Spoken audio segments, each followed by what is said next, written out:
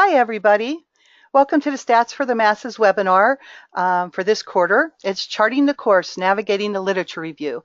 My name's Elaine Eisenbeisz, and I'm the owner and principal statistician here at Omega Statistics. I want to thank everybody who's taken the time to join us live today. We have a few people here, and everybody else will receive a recording. And the people that are here, you'll get one too. Um, our guest speaker was Jessica Bell of Dissertation Angels, but she had an unexpected death in the family, so she will not be presenting today.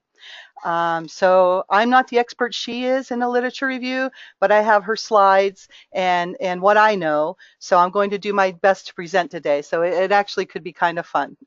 So today I'm going to present an overview of the techniques and tips for to perform a literature review. It's September, so many of us are back to school, ready to tackle a dissertation. Maybe some of you are planning a clinical study and want to be sure you're informed of the current trends or work that's being done in your research area, so you can design your study without reinventing a wheel, maybe. Today's just an overview, but I hope that the information you receive today will give you some ideas and guidance on navigating the ocean of literature. I always say this for all our webinars, to use what you learned today, apply it in a holistic way. As a researcher, it's important to look at the big picture, look at that knowledge base, and use that literature to inform your specific research. This presentation will probably last about 40 to 45 minutes. Then we'll take some time at the end to answer some questions from the audience. I had planned for a short one-on-one chat with Jessica prior to the Q&A, so we probably won't be here for the entire 90 minutes unless, of course, we have a lot of questions. I'm more than happy to stay till 12:30, so you can go ahead and type your questions into the little chat area. I'm far from the expert in a literature review, so if I don't have an answer, I'm going to make a note of it and then give it to Jessica so she can answer it later. Some quick housekeeping info.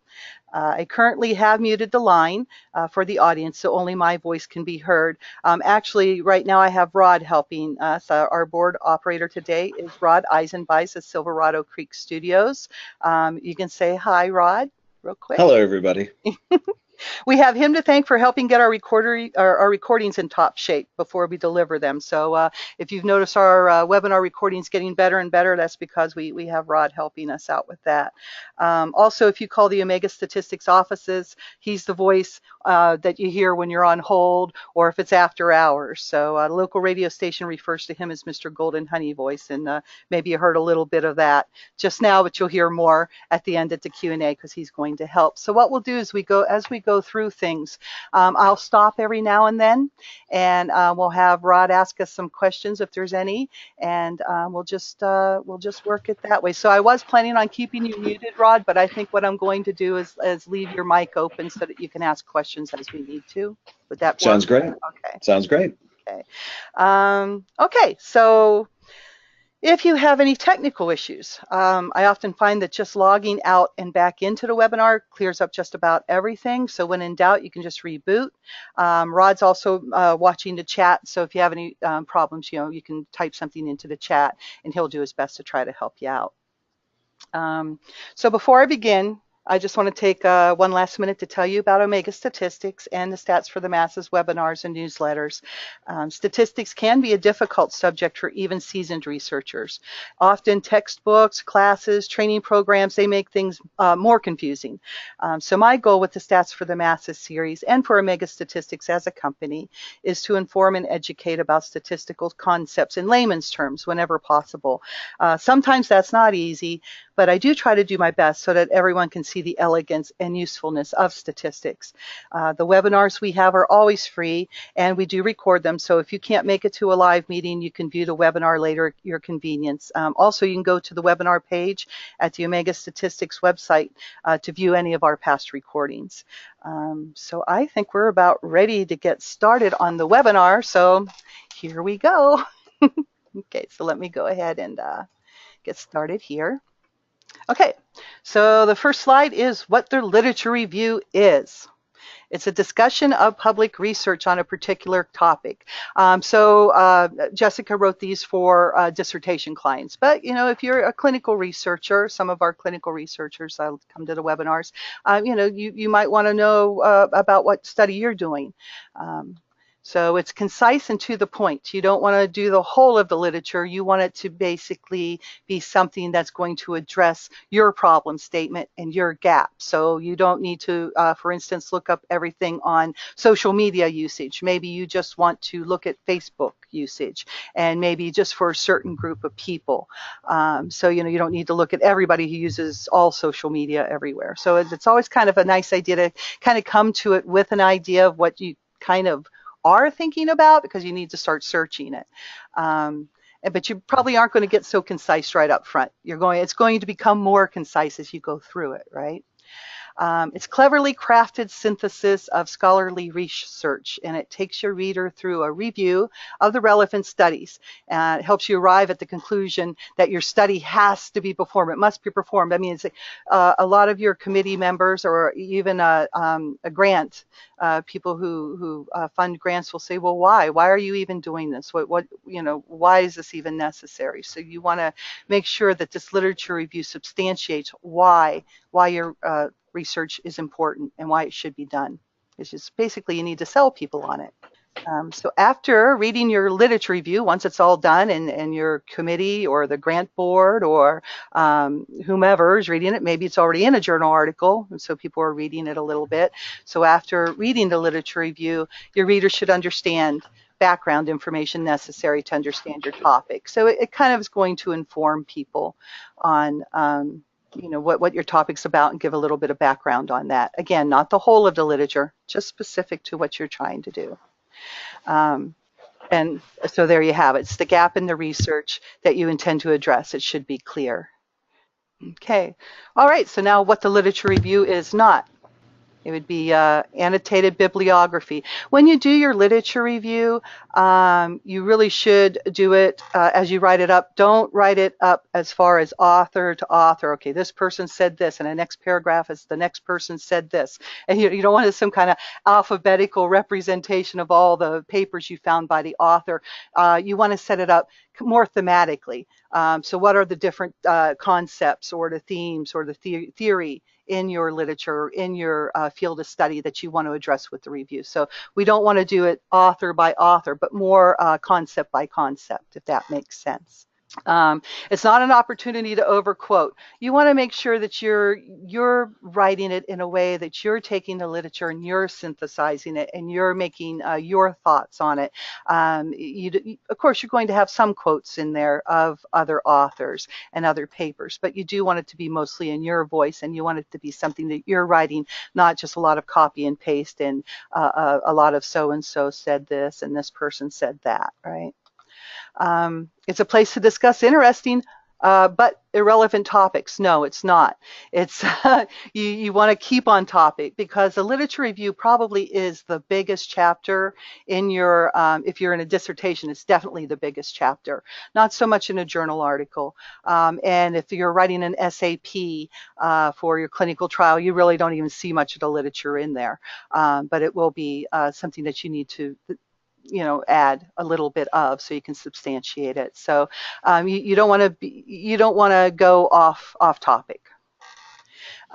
We want to make sure that we have pretty up-to-date research. Now, this gets kind of tricky, because there are some things, as a statistician, I know that there are some concepts and theories that were figured out a long time ago. Fisher, what a big one is Cohen. Jacob Cohen is a biggie that people use to do power analysis for sample size. And he has some conventions that he wrote about in the 1980s and early 90s about what are good effect sizes to use for certain tests. So a lot of people will use that because it's a convention and it's easily done, and you don't have to try to figure it all out on your own. That's kind of dated. You know, a lot of people do want, a lot of committees, grant boards and such, they do want something maybe in the last 5 to 10 years, prefer 5. Sometimes you can get away with a little bit more. You'll even have some committees that will say 70% or 75% of your references need to be within the last 5 years. That's not always easy to do, but your literature review is going to have the most references. So this is probably the place where you want to get the most up to date, especially if you're trying to hit a percentage, because there will be some other places in your paper where you're going to be, maybe it's the content expert in your field who hasn't been, or, you know, maybe has been, you know, deceased for 10 years or something. You're not going to find anything new on that person that person said.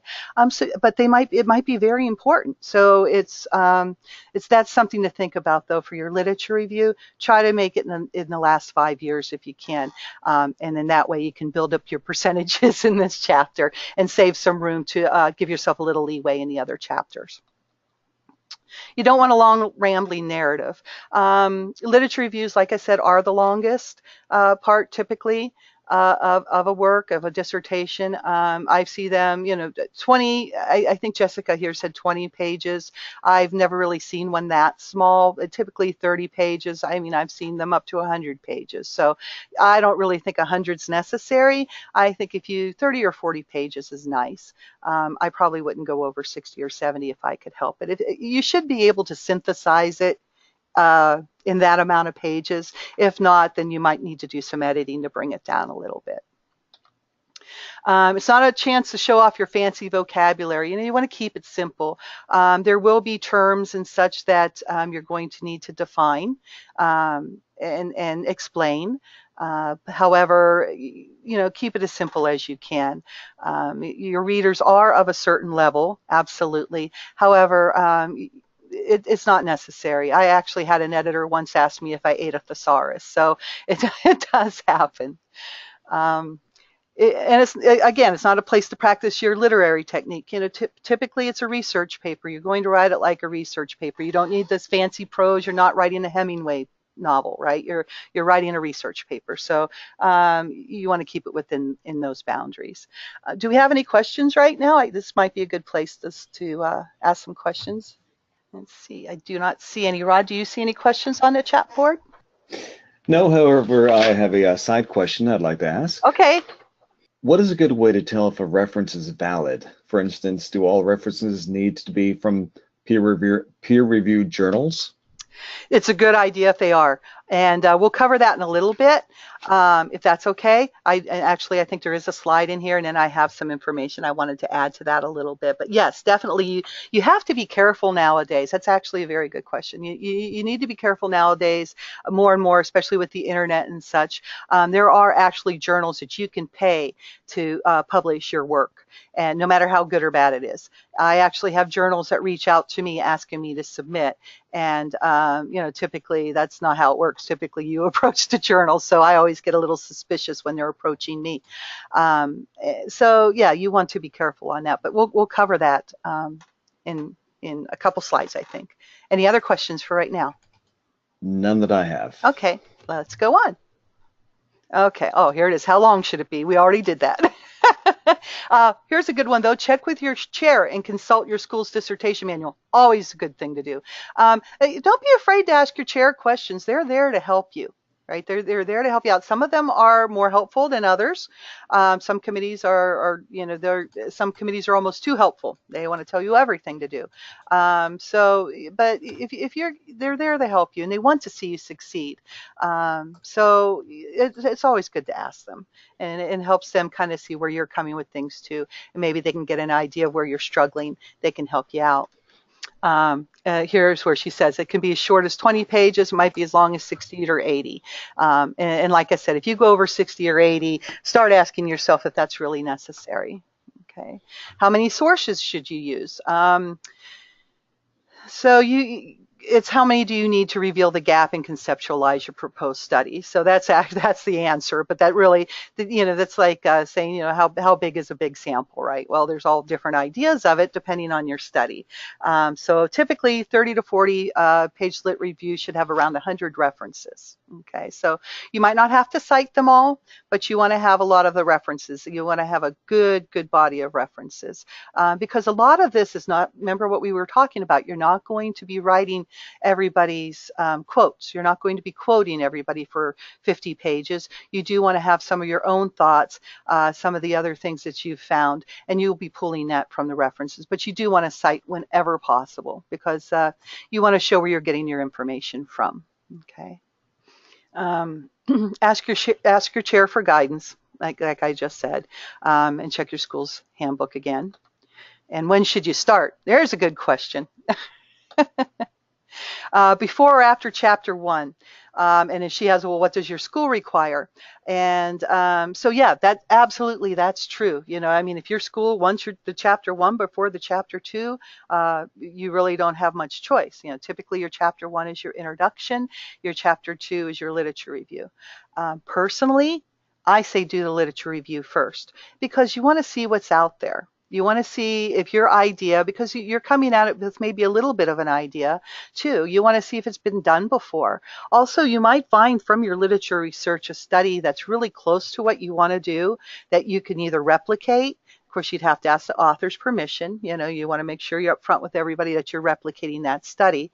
Or you might tweak it a little bit. Again, you might want to check with the author of the original study from the literature and say, I loved your study. You had an implication for further research there at the end of your study, and I would like to address that. Maybe they had an implication of further research saying, well, now we checked on Facebook usage, but we didn't look at gender. Maybe gender is important. Maybe you could do a study where you do basically the same study, but now you add gender.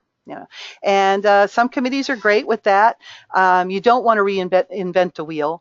And so I always think it's a good idea to do the chapter 2 first. She has here some benefits of writing chapter 1 first.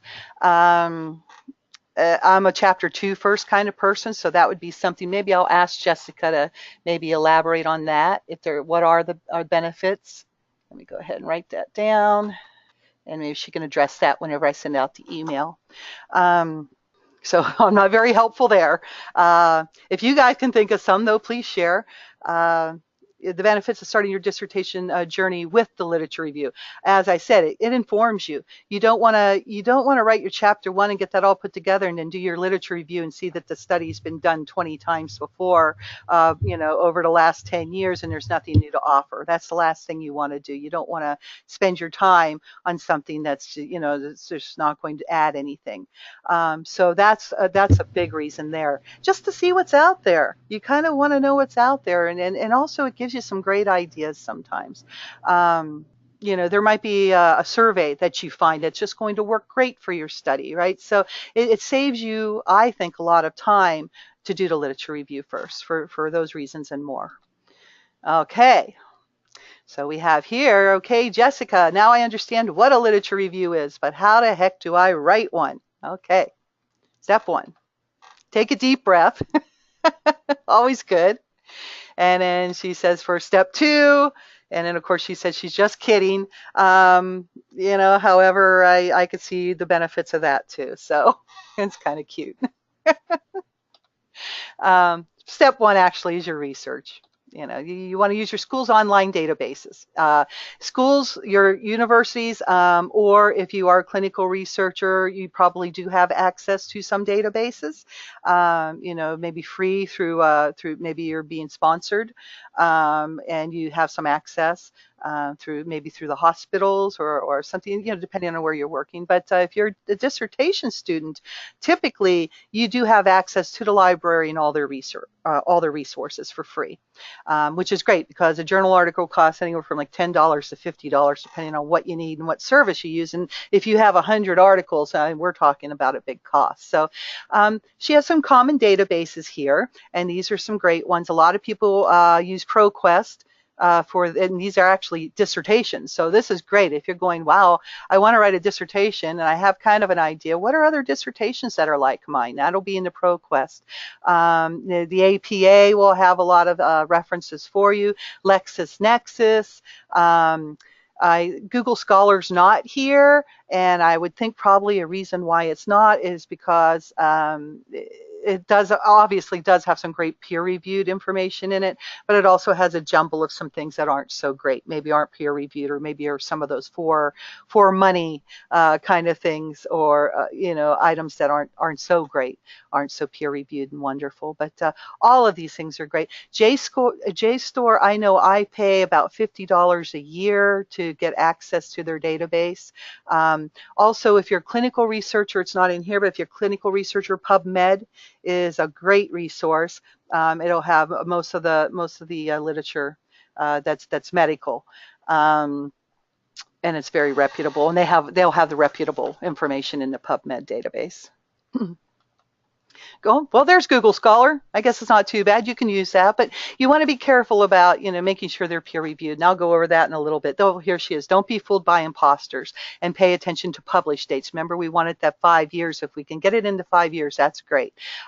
That'll also help you. Say you're getting hundreds of references. That'll help you to weed them out too. You want to go by what's important, but you also want to go by what's topic, you want to go by relevancy and importance, but you also want to go by what's new, what's the newer stuff. There you go. Find out if your school requires only peer reviewed. Let me talk a little bit about that. Before you begin reading your literature, say you find a journal article, what you want to do is take note of the authors, and then look at their institutional affiliations. And usually you'll find that down at the bottom of the first page. Sometimes you'll find it right after the abstract. But it's there. And, some institutions are great. They're well respected. Harvard, right? University of Texas, Texas A&M, that's my school, so, places like that. But other ones aren't so good. Plus, a lot of them will sound like an official. I think there's like American Journal of Pediatrics, and then these are American Pediatrics Association. Two totally different publications, right? One is very peer-reviewed and wonderful, and the other one is maybe one of those pay-to-play kind of literature. The Discovery Institute might be by author's name, for instance, and it might seem legitimate. It sounds like it is, but if you Google the Discovery Institute, you'll find out why it's not. So that's what you want to do. Look at it. Of course, if it's Harvard, they got to be okay, right? That's good. But if they have something like Discovery Institute or something like that by their name, look it up. You'll see my affiliation on my publications. It says Omega Statistics. You'll look me up. That's fine, but you'll also see I went to Texas A&M, BS at UCR. So, that's pretty good. My qualifications are good. So that's what you want to look at. Also, you want to take note of the journal in which it's published. Again, like I've been talking about, reputable journals will be indexed by PubMed. And maybe I can make a listing. Let me make a listing of these places. Maybe links, journal links. I'm just taking notes here, so just a minute there. Okay, so I'll do that. So I'll send some links to you all. There are other journals that are biomedical journals too, and that won't be other journals that aren't biomedical will also be on PubMed. So it might be great for a dissertation person too. The PubMed I like because I do a lot of clinical research, so that's where I'll go. And JSTOR I'll look at a lot. Taylor and Francis has a lot of textbooks. If you're looking for information on how to run an analysis or something with a text, go to Taylor and Francis. Have a lot of those. Okay, you can also check it. There's a website. It's called the Web of Science, and it's through Thomson Reuters, and they have a complete index of science journals. So I'll also make that too available. Web of Science. I'll send a link to that for you. Okay, so those are some ways to kind of be careful on that. So I would think that's the big thing in your literature review. You definitely want them to be good sources.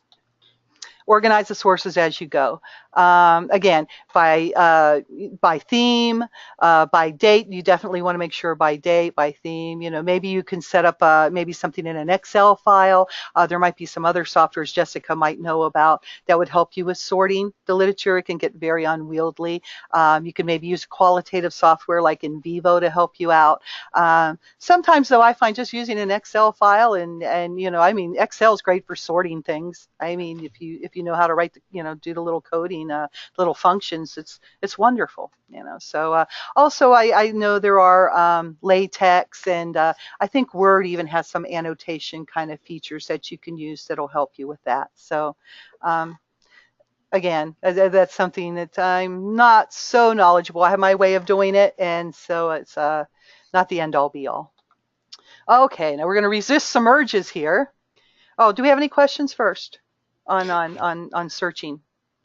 Actually, going back to vocabulary, Jerry asks, is it not a good idea to use the appropriate technical vocabulary for the research topics, such as some technical terms?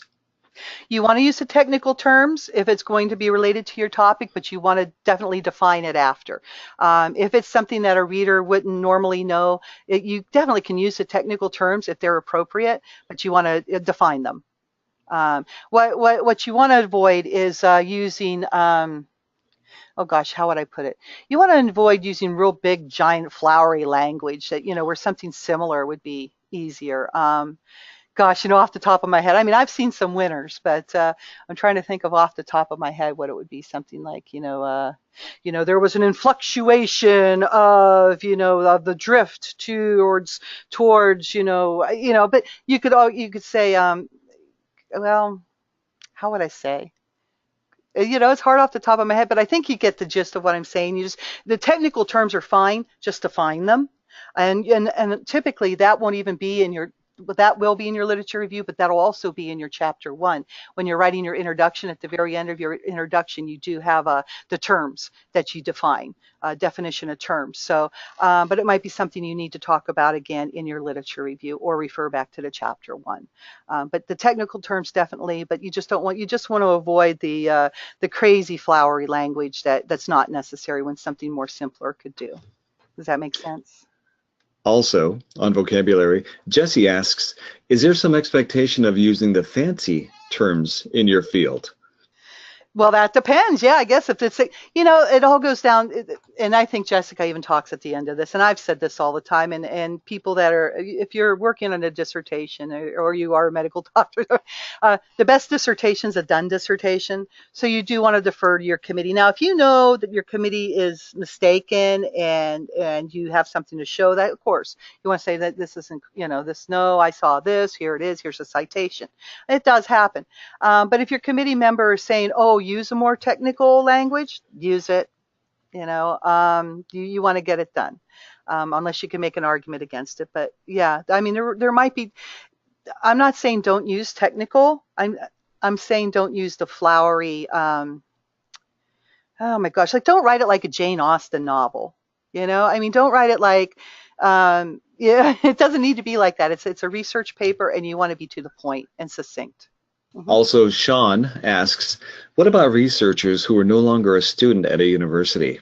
Access to university databases are not always available. They and are then not. a sad face. Google Scholar is free. I'm sorry, Google Scholar is to free sources is useful to partially filling the gap.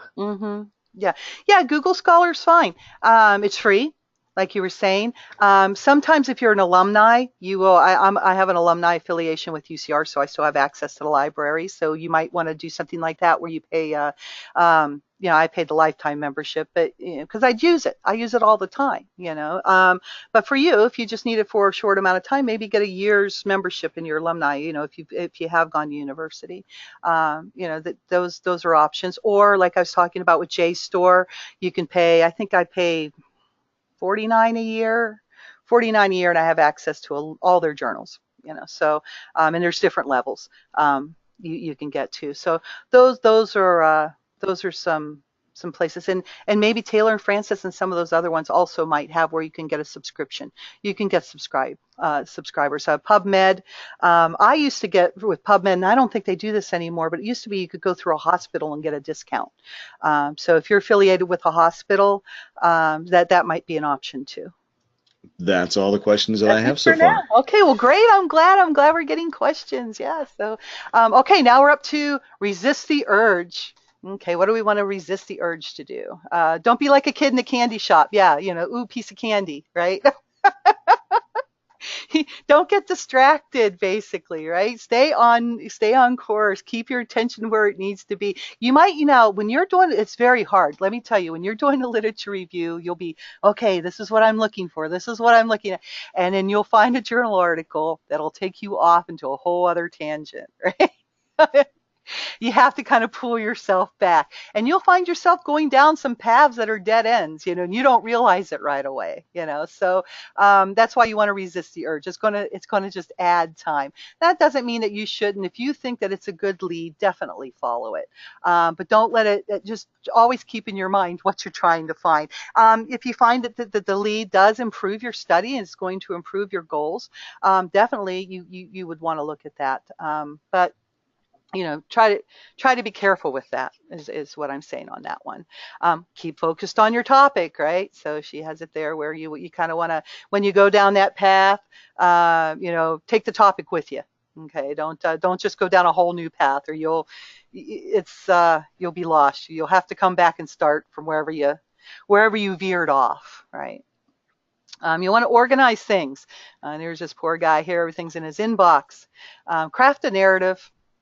You kind of want to maybe, outline what you're kind of wanting to do, especially as you start building a literature. You're going to kind of see some common themes and such, and or things that'll the sections. The sections will start coming to you as you're looking through things. You'll go, okay, wow, there's a lot of literature on this which pertains to my topic, so I better make a section or two on that. Maybe you might need to break it down into even smaller sections. Maybe you might, as you go along, you're going to have to combine some sections. Maybe you think you might have a lot of information, but it ends up being 3 or 4 sentences. That might be able to be combined with something else to make a good section. So you want to do that. So you want to kind of start outlining that. Then that's kind of what I'm talking about, broad to specific. So you might have, a couple papers on one little concept and a couple papers on another concept. Is there some kind of common theme, or maybe some kind of common theory that they're going under, right? Because a lot of times in a literature review, you're going to have your theoretical framework that you're going to be using, but of course that's not the only one out there in your field for that type of study or for that type of research. So you're going to want to talk about some of the others and why you maybe didn't use those theoretical frameworks, or why the one you chose is the best. So in doing that, you're going to go from big to small. Okay, and you'll find that you're going to be combining things more than you're pulling them apart as you go through. When using subheadings, use at least 2. That one, I'm not sure exactly what Jessica meant by that, but I'm thinking that you'll have a heading. Maybe it'll be one theory, a theory. And then under it, you're going to have a sub-theory or like a subsection, or maybe you have a certain theoretical framework that you're talking about, or a certain concept that you're talking about. But then under it, maybe there are 2 different fields of inquiry, or 2 different, or maybe even more, some different types of studies that you could break into subheadings. Well, of course, if you're going to use subheadings, you don't want to have the main concept and then just one subheading. Just don't have a subheading, right? You're just going to talk about the concept. However, if you do need to break it down, you can use subheadings, but you're going to need at least 2. Otherwise, you just put it under the one concept. Does that make sense? I'm pretty sure that's probably what she means on that one. As you create your outline, write down the studies you can reference for each heading and subheading. Very good. Again, something you would probably want to put into your Excel file, maybe annotate it somehow. Like I said, there are ways of doing it in Word, or there are ways of doing it in other software. I think you could even buy software, but I don't recommend buying software for it, because there are a lot of things you can do just with I use Word quite a bit and Excel, and it works just fine. So you might want to make a column in your file for, the publicate, where you got it, your source, your authors, the year, the title, right? So that you have it, and maybe make a little note, like give it a number, like 1, 2, 3, 4, just like you would in your reference. Well, you would do it in an AMA reference section. You would have 1, 2, 3, 4. Otherwise, it would be alphabetical, right, in an APA kind of. So that again depends on your type of writing style and what paper journal you're writing for. But write them down. You keep track of them because you want to go. You're going to have a lot of literature, so you want to be able to track, as you're writing and making changes, because you will be making a lot of changes in that chapter. And as you go, you want to be able to track, what you need to know, be able to easily pull that up. And I would also keep my PDFs and such probably in a file or two, easily accessible on my computer in some kind of organization so that it's easy for me to find them. So remember, your goal is to substantiate the need for your study. Again, don't be that kid in the candy shop. Why are you doing the study and why does it need to be done? Okay. Expose what's known, illustrate what is known, and then explain how your study is going to fill that what is unknown, that unknown. All right. That's what you want to do. Expose that and say, okay, this is what's lacking, and this is how I'm going to contribute. Okay. Do we have any questions now on the organization? Actually, Jesse wrote something. Basically, for example, disability law and then state and federal, and 4 subheadings. Thank you, Jesse. Yes, there you go. Yeah. So what was that again? It was disability law and then state and federal, mm-hmm. 4 subheadings. There you go. Yeah. So something like that would be awesome. Yeah. But otherwise, if you don't have the subheadings and you're just talking about disability law in general, no subheadings, right? But otherwise, yes, definitely. And breaking it up into subheadings is great a lot of the times, because you don't want to ramble on and on and on for pages and pages. It's good if you can have the subheadings, I think. I think it makes for a more easier read, So thank you, Jesse. All right. So do we have any other questions I should ask before I go on? No. No. Okay, good. All right. The curses of too much relevant research or not enough. And we've been talking about that as we've gone along here. So what to do when there's a massive body of relevant research to choose from? She says, narrow your focus, definitely. If you find you're walking down that path, or you find there's just so much, then maybe it's time to start breaking it down by the eminent professionals in the field, some of the new ideas that have come, right? So you want to look at something that's maybe in the last 5 years. That might help you to narrow it down right there. Okay, narrow your focus. Maybe your topic is a little too broad. Maybe you can narrow it down even more. Instead of maybe looking at everybody.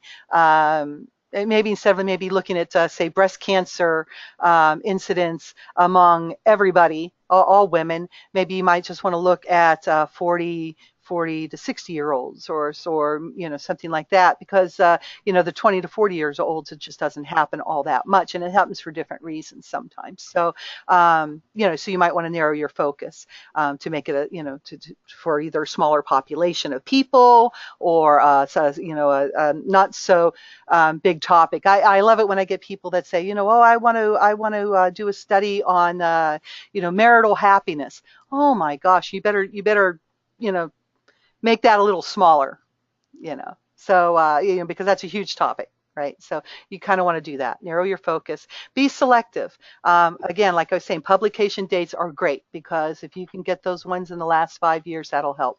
And only include research that's directly related to your topic, right? And what to do when there seems to be practically no relevant research. Oh, okay, now you're going, wow, I would really like to do this study, but my gosh, nobody's really ever talking about it. Or maybe it's something very new. There's so many new things going on now, artificial intelligence, big data. There's so many different avenues you can go now.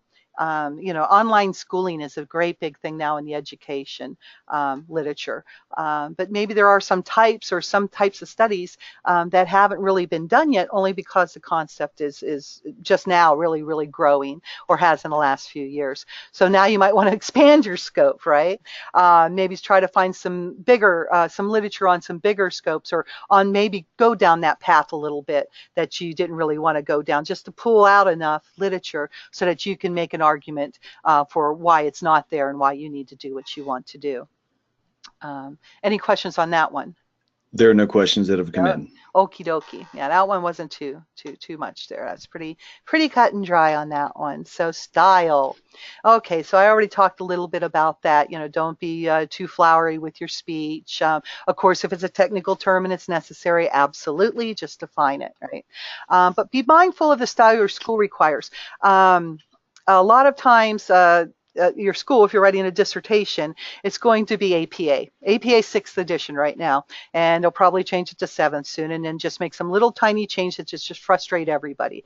They'll say, okay, now we indent the headings this much instead of zero point 0.5, we're going to indent them, 0.2. And it seems so arbitrary. Sometimes I say it's just so they can sell more books. However, they do sometimes make, they do often make a legitimate argument, again, because there are a lot of softwares, there are a lot of word processing programs now that can do so much that, and printing presses are kind of a thing of the past. Everything's done on a computer now. So, things come and go. Right. So you should have a dissertation manual or a dissertation rubric from your school. If you don't know where it is, ask your committee. There should be a link, if you didn't already get one, that tells you what margins to use, what spacing to use, how to format, what headings, what they're looking for under each heading. Some schools are really, really good at that. Other schools, you might have to ask for it. But so be sure of that before you start writing everything. You want to make sure that you don't have time, to not kind of start writing it with the correct margins and such, and the correct style. There's the APA manual. Like I said, that's mostly dissertation. Chicago manual style, you'll see that a lot in psychology papers also, but not so much as APA. MLA, gosh, I really haven't used MLA since I was an undergrad, but I guess it still gets used. She didn't put in AMA, and that is used a lot in the medical journals, but also the medical journals use APA quite a bit too. So you want to make sure that it's always a good idea to get a copy of these books, whatever book you need, to make sure. I will tell you, the school might say they use APA 6th edition, but you still want to look at the rubric or their dissertation guide for the school, because a lot of times they'll say they use APA, but it's not strictly APA 6th edition. So what I do when I help people write papers, like I usually help with the methods and results chapters because I'm a statistician, but a lot of times I will ask the client, I say, send me your rubric for your school, your dissertation manual, and what's not addressed in the manual, I will revert to APA 6th edition. And that's probably a good idea also. If they're saying they want APA 6th, first you're going to look at your manual for the school.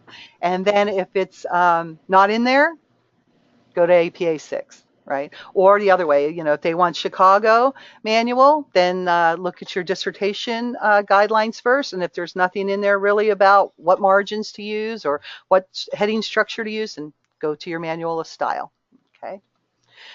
Yes, and so she also said the same thing. Be aware that these manuals change often. You need the most updated version. So I think these are the most updated versions there. I know that's a 6th edition for APA. Yes, and here's why. You want to know how to organize your headers, organize your sources. These will help you with the style that you need. The conventions of style you need to use are going to help you with those. And then do you need to use footnotes, endnotes? Footnotes we don't typically use in APA. We're going to use these parenthetical citations, right? Reference lists look different in every single one of them. Bibliographies look different. So yeah, and sometimes it's just minute, even addition to addition of the manuals, as I was saying, will change a little bit. And it can be very frustrating. So, that's about all I can say about style. Any questions on style? That's a tricky topic. None have come in. Okay, if you think some, just ask. And okay, so the outline. Again, make sure you access your school's dissertation handbook. Okay, make sure you're including all of the components, and you will see that a lot in the handbooks. It'll tell you exactly how they want it, how they want each chapter formatted, how they want it outlined, and then they will also say in the handbook, what they're expecting to see inside each section. So, for instance, if they want a research design, they might want to know, what type of design are you using. Qualitative will be one way of writing it. Quantitative will be another way of writing it. They will also usually want to know, why did you consider other designs? Which ones, and why didn't you use them? Right? And then you'll go into the method, and they'll want that set a certain way. They might want you to operationalize your variables in a table, or they might just want it in a text. They might want both. So sometimes they don't even get that detailed, but at least it gives you a general idea of what's being looked for. A lot of times your school, if you're a dissertation student, will have a rubric that they're scoring too. So you want to make sure you cover all the sections that are in that handbook, so you get a good score and you don't have to keep rewriting. And that happens a lot. You can always expect to rewrite a couple times. Your first draft is never going to. Rarely have I seen a first draft pass, and I've done hundreds of these. I've been doing these for 11 years, so I think we talk a little bit about this in a little bit. Don't be too discouraged as you go through things. It is. You have to have perseverance and grit. You really do. But here's typical. These are the following headings that should be in your literature review. You want your introduction. You want to say, how did you search? What sources did you use? What did you use a computer? Did you use manuals? What databases did you use? What keywords did you use, right? You probably go and say, well, I searched under these words in the PubMed database. Okay, well, that's great. So talk about that a little bit. The framework, your theoretical framework, you want to say, well, I went with this theoretical framework in mind, right? A review of your literature, of course, academic and professional, just if they're good sources, that's great. Your summary, kind of want to summarize how everything goes. Okay, so that would be the outline. And here's a sample. Introduction, briefly restate your problem, your purpose, and that's usually if you've already written your chapter 1, you can copy and paste that right over. Remind your reader, what we're doing here. In fact, you're probably going to have that introduction in almost in every chapter, just about, just to remind your reader what we're doing, why, so you do want to treat your chapter 2 like a standalone paper in a lot of ways, that if somebody was just to pull out that chapter and read it, that they would get a good overview of the literature and why you're doing this. Okay, so here's your search strategy. Again, what databases did you use? What key terms did you enter? How many sources did you get? Right? How many were returned? And out of those that returned, how many did you use? What percentages? What might be a good thing. What date range did you limit? Right? And that's always great. I limited to the last 5 years. Okay. There's your theoretical framework. Again, that'll come from your knowledge. That'll also come a little bit from the literature, but you kind of do want to go into the literature review with your theoretical framework, kind of a little bit in your head. You're going to have an idea from your knowledge base and what you've learned as a research, what kind of framework you're going to be using. So the review of the professional and academic research. So here's like topic 1, right? And so she kind of talks here about some papers. And then the subtopic, and this might be like Jesse was saying, where you had the, federal funding, and then you had state, and, or you had funding, and then you had federal and state, right? Something like that. So you would have the different subtopics. And then you would go down to the next topic, okay? And the third one. So, and so. Okay, and on, and just write. Okay, so any questions on outlines? None yet. Okay, good. Okay, so start drafting. Yay! So now you're kind of starting to pull your outline together. Now you're going to start filling in the blanks. That's how I say, do the outline first. Just kind of put some things down. Maybe line up where you're going to put your papers and talk about them, right? And then start filling in the blanks. Again, she said, use your outline. Well, I feel like I'm reading her mind. Don't focus on perfection. Oh, I love this one. Don't focus on perfection. Your goal is simply to write out your thoughts right now, right? This is your draft.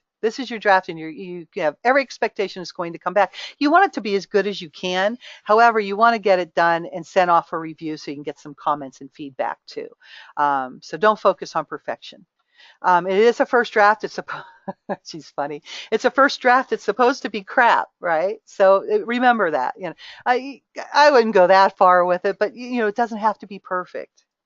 And again, first drafts don't have to be perfect. They just have to be written. Okay. Um, and then we have some overcoming writer's block, which is this is a big one. It is a big project. Big projects are hard. You sit down and they're so overwhelming. It's one thing if projects you can get done in a day, piece cake done in a day. Projects that are going to take hours and hours. I'm easily you could spend 60 hours on a literature review, easy, right? Um, that's a lot of time. So you need to find ways so that when you sit down, you're actually going to do the work, right? So it's a lot of willpower, but there are some little things. There are some things, tips for helping. Um, Her first one is step away. If it's just to the point where maybe you have been sitting there for a little while and you're stuck. Step away, take a walk outside, take a walk. Walks are great. It seems like physical exercise is and good diet, right? Proper diet and take a walk. It never hurts. But in this case, taking a walk might be a great thing to do. Maybe take a bath. I either go do something fun for an hour or two. Maybe run an errand, get away for a little bit. I'll tell you a trick I have whenever I'm trying to write something. I have a list. I have a to-do list every day.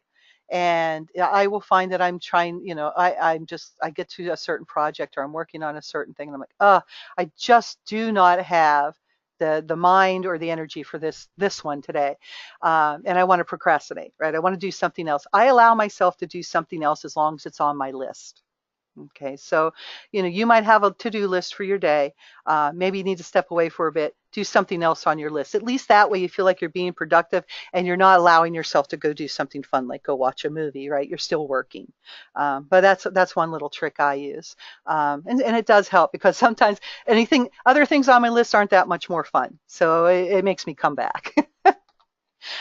Move your body. As I was saying, take a walk. Maybe get up, maybe stretch, something like that. Eliminate distractions. Always a good thing. Sometimes I will leave, I will go away, I will go somewhere for a day or two, just so I get my thoughts to myself. Um, maybe some people seem to work fine with the radio going. I don't.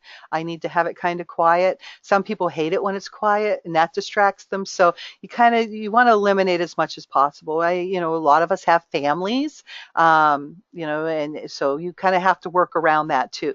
Don't try to do your writing or your research when it's going to be busy around the house, or you have a lot to do, or your kids are coming home from school. That's not a good time. And if you're not going to be good at night, maybe do it in the morning before everybody wakes up. So you better. So and as you can see, a lot of this is just setting yourself up for success, right? Which is important.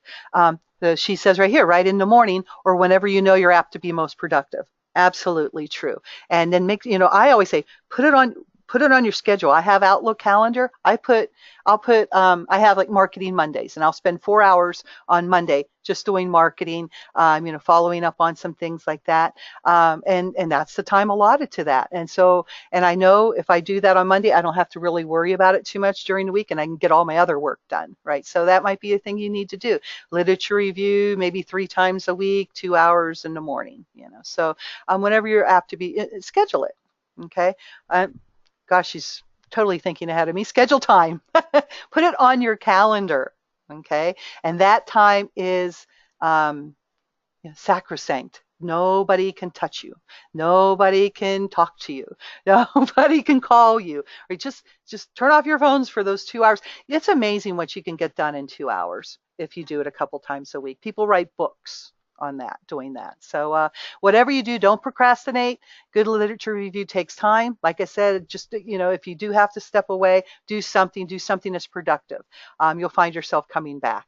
And if you allot the time, that's a good thing too.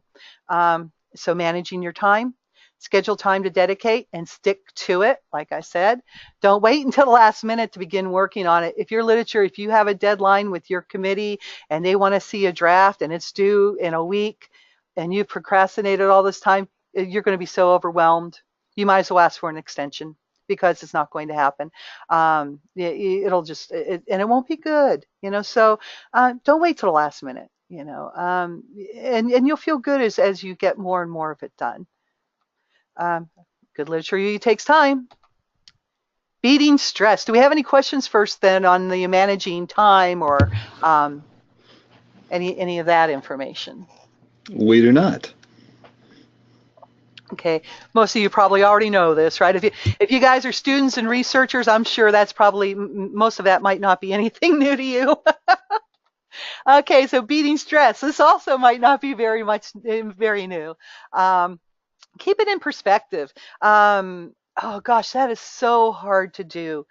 The money you spend, the time you spend, if you're a clinical research or even if you're a dissertation student, this is your research, this is your baby.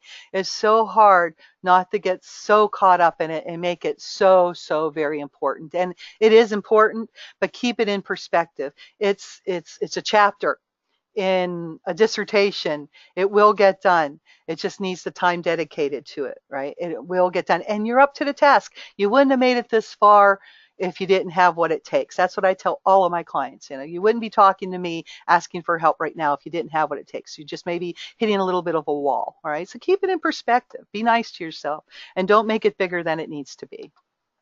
Practice your time management. Yeah, if you're struggling, let your chair know. Sometimes they have some good tips. They deal with this all the time, right? They have students they've helped. Your school might have resources. Your chair, your committee will have resources. Check with them. Like I said, they're there to help you. They're not just there to critique you. They're there to help you. Okay, and ask for feedback from maybe some for friends or scholars. Maybe I don't know if a study group would really be good for a literature review. However, if you do have classmates or if you have colleagues that are kind of going through the same thing as you are in the same area of interest or such, then they might have found something that worked for them. You know what? Not only that, it's fun to have somebody to commiserate with. I have a statistician group I meet with every Monday morning before Marketing Monday.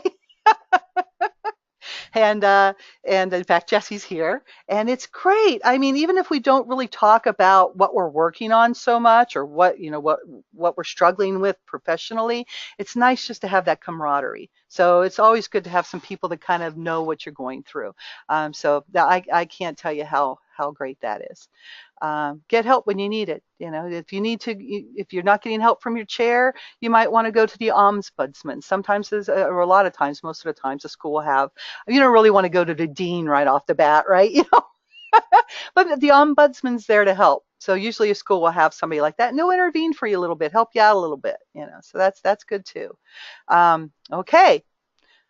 So once your first draft is complete, it's a draft. It doesn't need to be perfect, right? So you have your draft, you've written it out, you kind of filled it in, you made it cohesive enough where it flows, right? So after you get everything kind of plugged in, you kind of just want to make it flow nice enough, but it doesn't need to be perfect, okay? Get some feedback. Send it to your chair. That's probably the best feedback you're going to get. And a lot of times your chair will look at it and then send it off to committee. Sometimes your whole committee will look at it and all give their separate feedback. So, but that would be the place to send it to, chair or committee. Of course, you want to run it through a grammar or spell checker, but of course that always doesn't work, right? Here in HEAR and here HERE, or they're both good words, and Word doesn't know the difference on what you're trying to do. Sometimes it catches those things, but not always. And I know there's Grammarly or something like that. I haven't really tried that, but just check it, proofread it. What I would say too is don't try to read it right after you write it. I know you're in a hurry. Probably you want to get it done. You want to get it off to the chair. Put it in a drawer for a day or two. Then come back and read it. It's amazing how it's hard. It's so hard to edit your own work. I can read my work over and over and I will miss it. I will miss some typo. I will miss something I said. It's just I don't see it. But if I let it set for a couple days, I'm more apt to see it. Or if I have somebody else read it for me. As a statistician, a lot of times I will have another statistician look to see what I've done just to make sure I didn't miss something on my data. So it's the same thing as far as this goes with your writing. But if you don't have somebody to look at it right away, put it in a drawer for 2 or 3 days, then pull it out and look at it. Even 1 day is better than just looking at it right away. You'll see, it'll be amazing what you see.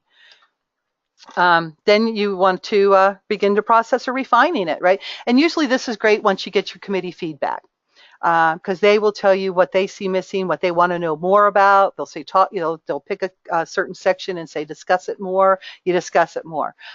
They might want to ask for some clarification, and you'll give the clarification. So that'll help you with your next step, your next draft, your next revision. Okay. Any questions on that right now? None so far. Okay. Hope I'm not putting everybody to sleep. Is everybody doing okay? It looks like we still have quite a few people here, so okay, that's great. Jesse answered yes. Good, yay, yay. So I'm doing okay. Thank you, Jesse. Okay, so yeah, so once your first draft is complete, we already went through that.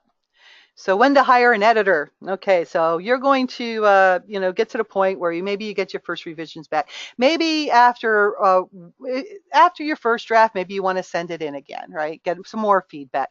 But then it might get to the point where you're sending it in, they're sending it back. You're sending it in, they're sending it back. You don't want to keep spinning circles.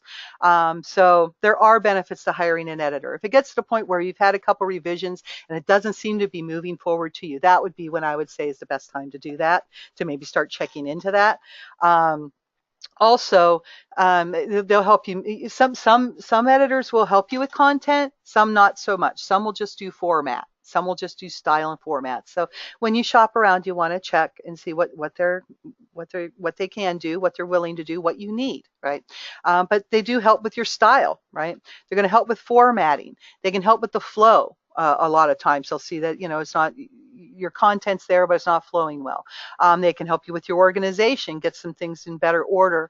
They can make some suggestions a lot of times as to how you can make things better. Maybe they can address some of your committee comments because they've seen them a lot of times I'll see committee comments and they are very similar study to study.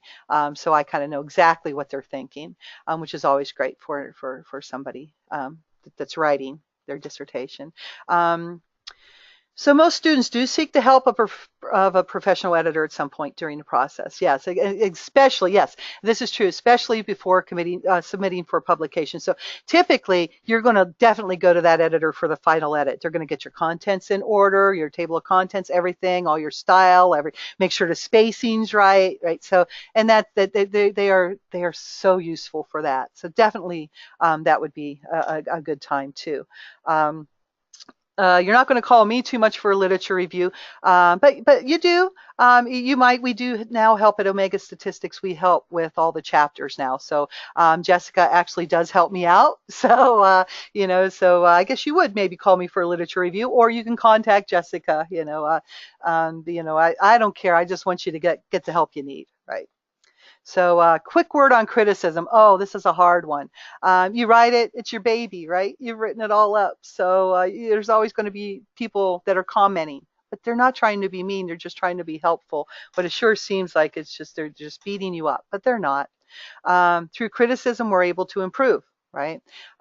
You think of it as advice. Right? Don't think of it as criticism. I know it's hard because it's advice you always think is helpful and nice. Right? And it's not they're being mean, they're just not liking what you've said, or maybe they want you to change it. So the process of crafting the literature review is iterative. That means that you're gonna, like I said, you're gonna send it off, they're gonna send it back. You're gonna send it off, they're gonna send it back. Don't take it personally.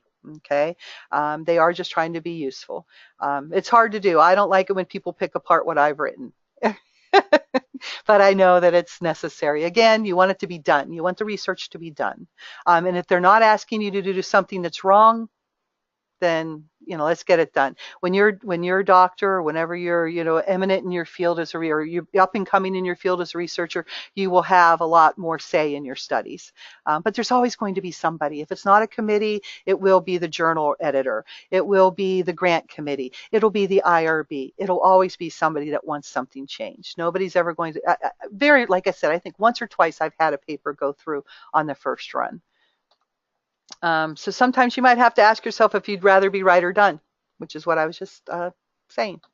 Okay. So here's our review. Be clear about your goals. Dig into the research, stay organized. Remember, don't go off the beaten path, or if you do, go off a little bit, sightsee a little bit, but don't let it take you to a whole other thing, right? If you find be careful with that. Be aware of your school's requirements, get that manual, study it, know it, start setting it up right away, even your outline according to the formatting, you'll be happy you did. Stay focused. Don't let yourself get overwhelmed or stressed. Again, take some breaks. Schedule, if you can't do it an hour, 2 hours a day, maybe schedule an hour a day. It's better than nothing. Maybe you're an hour 5 days a week. Maybe you're 2 hours 3 days a week. But I would definitely say you need a few hours a week put at it, though. And then that way you feel serious about it. And plus you get a routine going, right? If you're doing it 1 hour once a week, it's so easy just to say, don't want to do it today, right? Don't do that to yourself. Don't wait till the last minute. It'll be impossible to do at the last minute. Grab a style guide to reference when you need it. And when working on the draft, your first goal is just to get the words on paper, not perfection. And then, of course, hire an editor if you need one. Okay.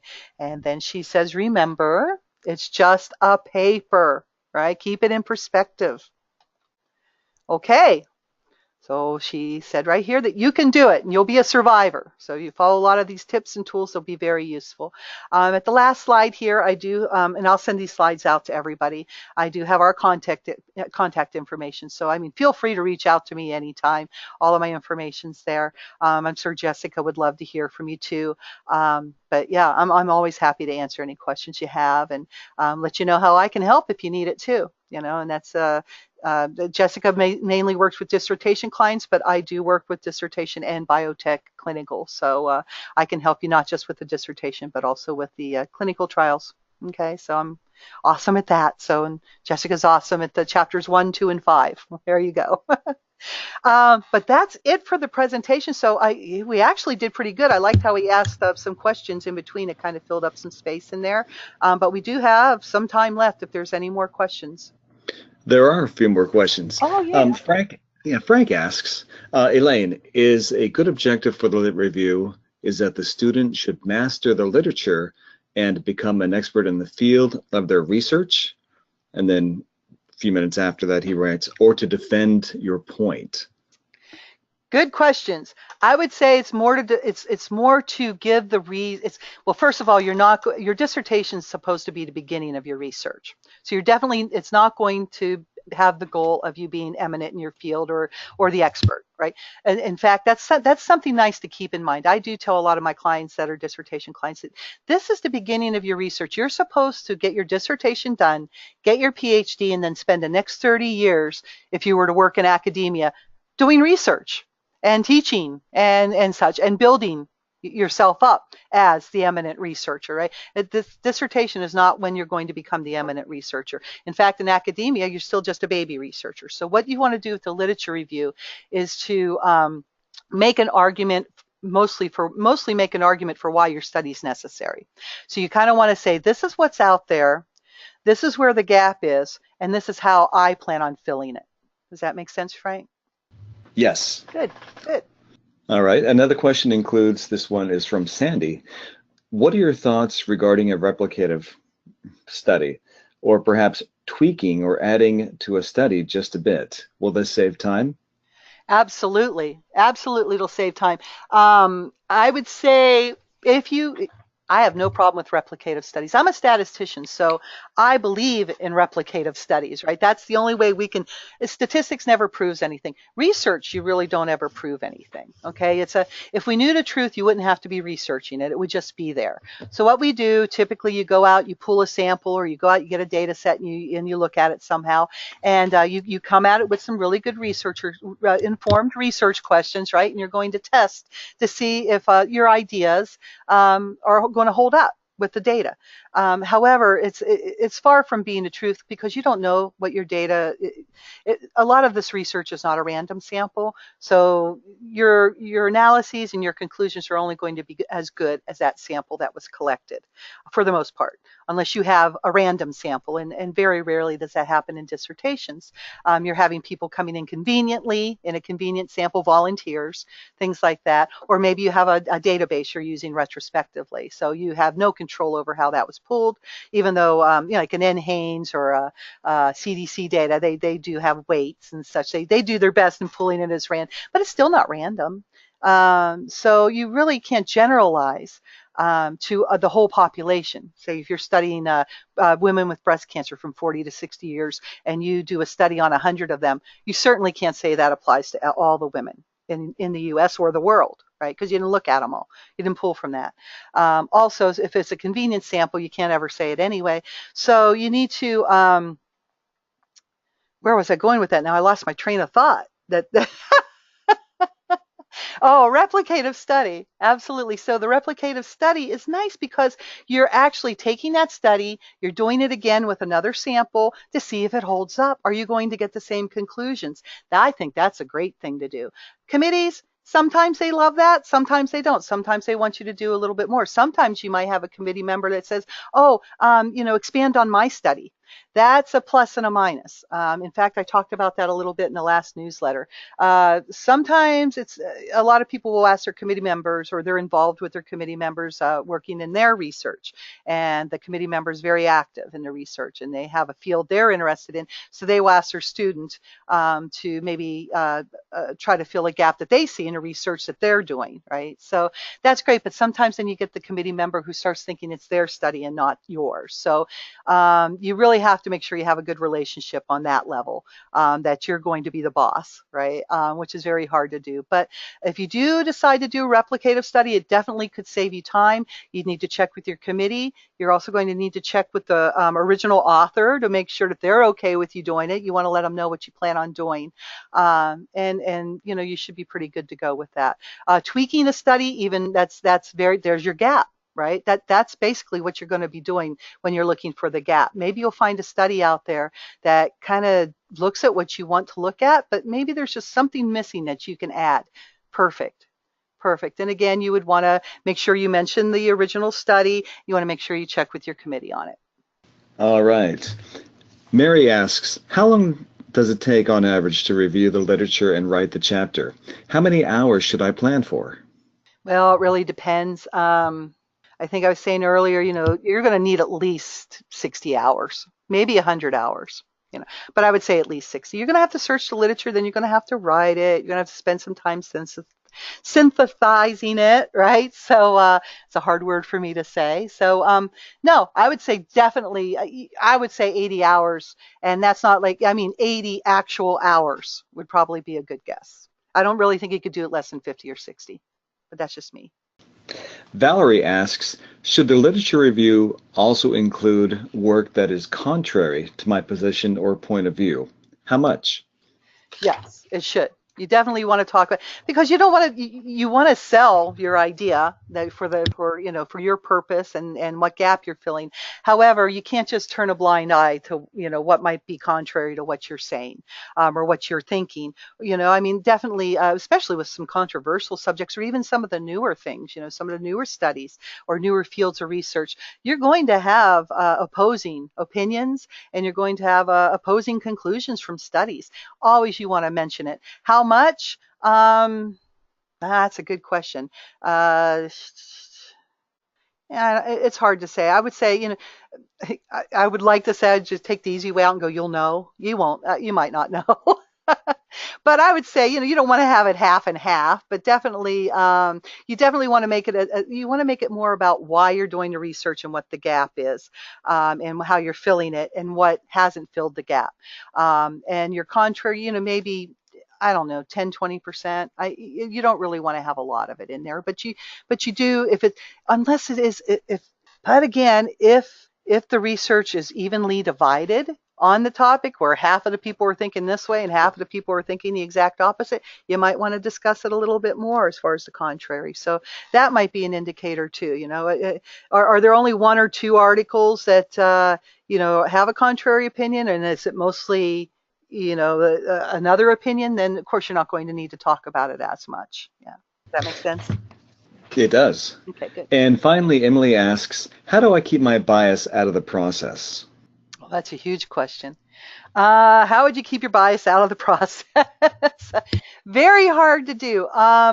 Some tricks you might want to do is maybe write down, to yourself, maybe journal it out or write it out. What are your biases, right? Because you're going to come at it with them. I mean, even looking at your research questions, it might be like, I keep bringing up the Facebook, information, like, or social media. Well, there's a lot of research out there. In fact, I just read a couple articles recently about, how it's detrimental.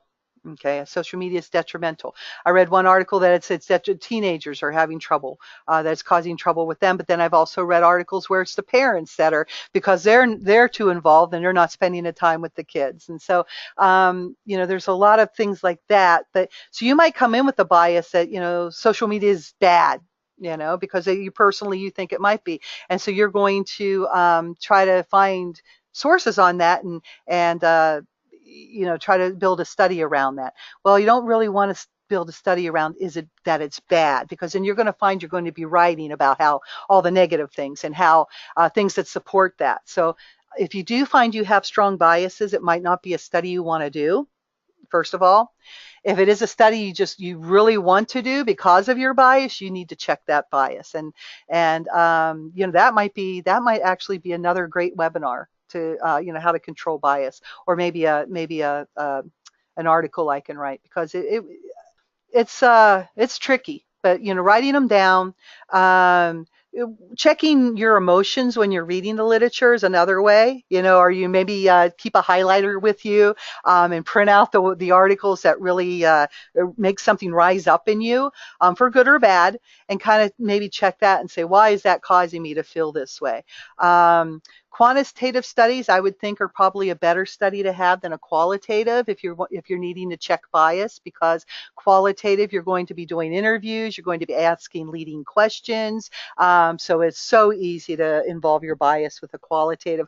Quantitative definitely can introduce bias in that too. However, if you're using a tried and true survey and you kind of have it more quantitatively, numerically set up, it's going to help you maybe reduce it. Check your research questions too, make sure they're not biased. You want to come at it as you're asking, what is the effect of this, or what is the association of that? Don't say, you might be better off to not say something like, social media has a detrimental effect on a person's happiness, right? You don't want to say that in a research question. You might want to say, what is the effect of social media on a person's happiness? Okay, so you'll just need to check that.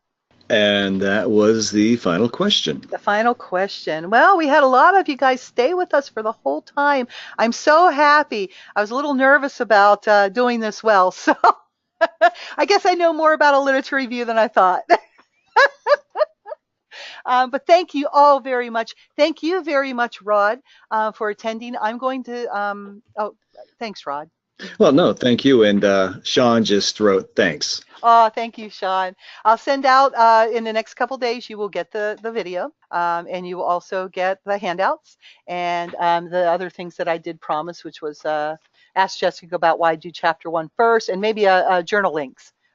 Maybe will be useful for you all too. But definitely at the end slide is my email. If you have any questions, shoot me an email. I'd be happy to answer. And if you need more help, we'll discuss it. We'll discuss what services and fees there are. But otherwise, I'm happy to answer some quick emails about the webinar. And if I can toss this in real quick, Jesse wrote, "It was great, thanks," and Frank said, "Thanks too."